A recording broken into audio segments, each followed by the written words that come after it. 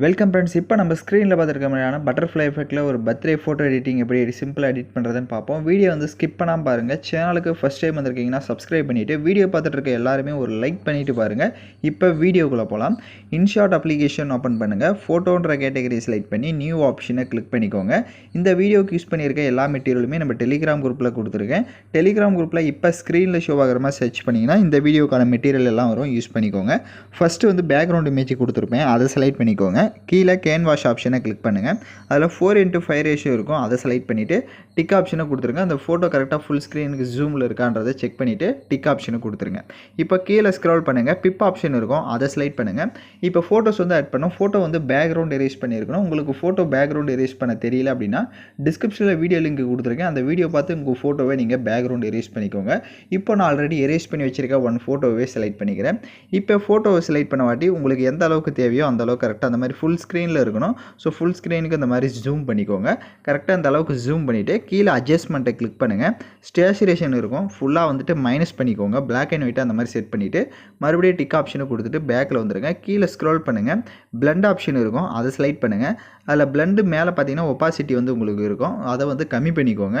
ஒரு 50 இல்லைனா ஒரு 45 அந்த மாதிரி வந்து செட் பண்ணிக்கோங்க. உங்களுக்கு எந்த மாதிரி தேவையோ அந்த அளவுக்கு கொடுத்துட்டு டிக் ஆப்ஷனை கொடுத்துருங்க.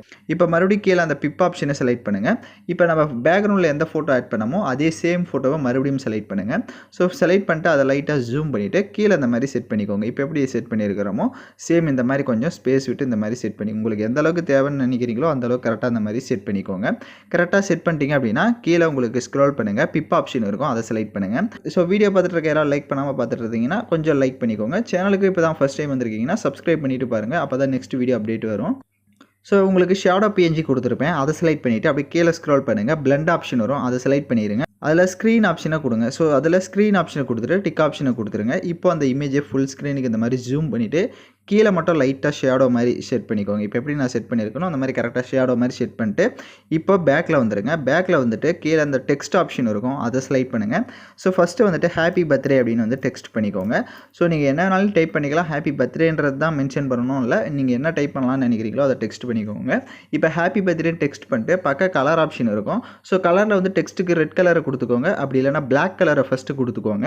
ஃபஸ்ட்டு பிளாக்கை கொடுத்துருங்க. ஷேடோன்னு இருக்கும், ஷேடோவெலாம் லைட்டாக வேணும்னா இன்க்ரீஸ் பண்ணிக்கோங்க. பக்கம் டபிள்யூ ஆப்ஷன் இருக்கும், அதை கிளிக் பண்ணிவிட்டு டிஃபால்ட்டாக இருக்க எனி ஃபாண்ட் போல்டான ஃபாண்டை செலக்ட் பண்ணிக்கோங்க. இங்கே ஸ்டோர் ஆப்ஷன் இருக்கும், அதை கிளிக் பண்ணி ஃபாண்டை வந்து டவுன்லோட் பண்ணிக்கலாம். ஸோ நான் இப்போ எக்ஸாம்பிளுக்கு ஏதோ ஒரு ஃபாண்டை செலக்ட் பண்ணிக்கிறேன்.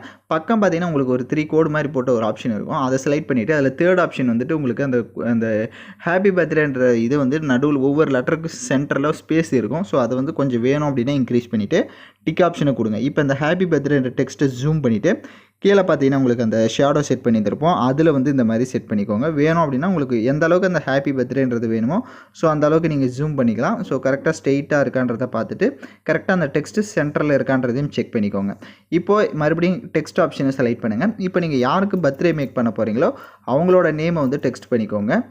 ஸோ இப்போ நான் நேமை வந்து டைப் பண்ணிட்டேன். பக்கம் கலர் ஆப்ஷனை கிளிக் பண்ணுங்கள். கலர் ஆப்ஷனில் இப்போ ரெட் கலர் வந்து கொடுத்துக்கோங்க. ஏன்னா ஃபஸ்ட்டு பேக்ரவுண்டில் வந்து நம்ம பிளாக் கலர் கொடுத்தோம், இப்போ ரெட் கலர் கொடுங்க, அப்போ தான் கரெக்டாக இருக்கும். இப்போ டபிள்யூ ஆப்ஷனை கிளிக் பண்ணிவிட்டு இப்போ ஜாயிங் லெட்டரில் இருக்கிற மாதிரி எனி ஃபாண்டை வந்து செலக்ட் பண்ணுங்கள். ஏன்னா ஃபஸ்ட்டு போல்டான ஃபாண்டை செலக்ட் பண்ணிட்டோம், நெக்ஸ்ட்டு இந்த மாதிரி ஜாயிங் லெட்டரில் இருக்கிற மாதிரி எனி ஃபாண்டை செலக்ட் பண்ணிட்டு டிக் ஆப்ஷனை கொடுத்துருங்க. இப்போ உங்களோட நேமோட சைஸை கம்மி பண்ணிடுங்க.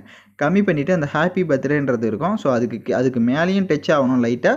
இப்போ நான் எப்படி செட் பண்ணியிருக்கேனோ அந்த மாதிரி கரெக்டாக வந்து செட் பண்ணிக்கோங்க. வேணும் அப்படின்னா அந்த உங்களோட நேமோட சைஸை கம்மி பண்ணிவிட்டு அதை இந்த மாதிரி செட் பண்ணிக்கலாம். இப்போ பார்த்தீங்கன்னா உங்களுக்கு தெரிஞ்சிருக்கும் ஸ்க்ரீனில்.